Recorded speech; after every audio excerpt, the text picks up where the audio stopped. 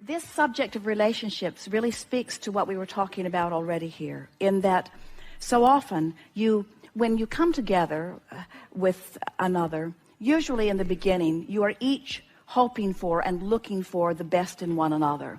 And that's a very good basis to begin, because when you are looking for it, you are finding it. And so what you're actually doing is using the positive aspects of each other to be your excuse to tune yourself into who you really are. In other words, when you see something in another that makes you feel good, you have fixated on something that has caused you to become a vibrational match to the greater part of you. That's what in love is. It's being a vibrational match to who you are. But so often people want to find approval or appreciation from each other, and in looking for it from each other, they forget about the vibrational alignment between who they are and who they really are. So we want to say to you that if you will let the relationship that matters most, far more than all other relationships put together, be the relationship between you and you, a really good thing to ask yourself on a really regular basis as you're involved in your interpersonal relationships. Let's say you're looking at someone and you don't like what you see, and you feel negative emotion because you've fixated on something that the source within you would never fixate on.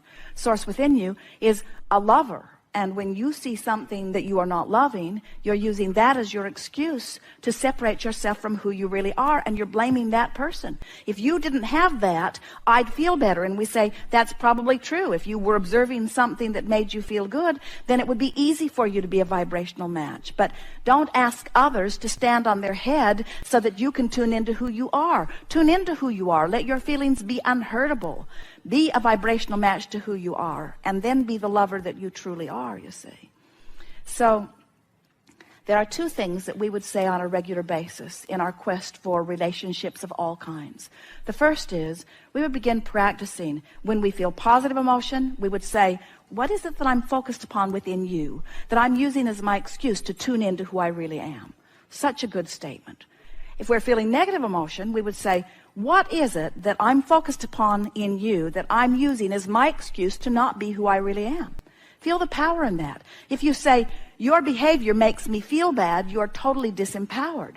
But if you say, what is it that I'm seeing in you? I could see other things because you are a multidimensional being with many aspects. But what is it that I'm seeing in you that has me separated because I'm not seeing you as the source within me is seeing you? The other statement is just that. Anytime you feel negative emotion, stop and say, I wonder how the source within me sees you.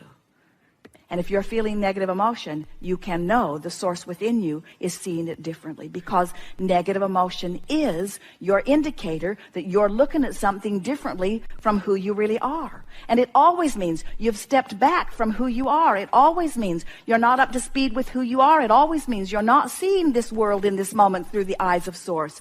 You're instead seeing it through some disconnected, dependent vantage point where I need you to be different so that I can feel better. You are very hard on each other. You are very hard on each other as you need others to behave in certain ways. But when you let the relationship of all relationships be your relationship with your inner being, with the source within you, you tend to that first by practicing it all of the time. And before you know it, you'll be so tuned in, tapped in, turned on that you will see only positive aspects in others. We're visiting with a woman one day. She was discussing her ex-husband, who she had nothing good to say about. And we were encouraging her to have something good to say about him. In fact, we were encouraging that she begin making a list of positive aspects about him. And she said, oh, Abraham, I don't want to get back together with him. I don't even want to have lunch with him. And we said, we're not trying to get you back together with him. We're trying to get you back together with you. In other words, you can't condemn another without separating yourself. And that's why you feel such strong emotions about so many people. You don't feel good, and you think it's because of something that they are doing, you see. So there are so many wonderful relationships to be experienced.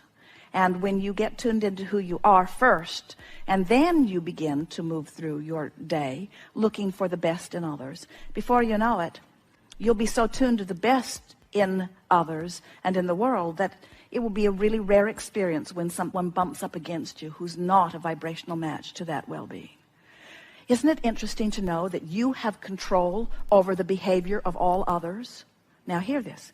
You have control over the behavior of all others as it relates to you, because you are evoking from everyone where your vibration is about them. So if you train your vibration into the best of them, then they must give it to you. That's what positive expectation is. That's what true upliftment is. Getting tuned into who they really are, you see.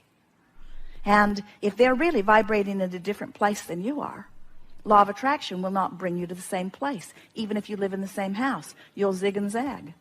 You'll wake up at different times. You'll sort of have different thoughts. You'll go one way, the other will go another way. In other words, no problem at all. The universe only brings you aspects of others that are active within you. So everything you're getting from everyone that you're getting from, you're getting it as an indication of your vibration. So if someone's rude to you, they're your vibrational indicator. If someone's charming, they're your vibrational indicator. You only get back what you are giving out, you see. So it's really worthwhile training yourself into alignment with who you really are.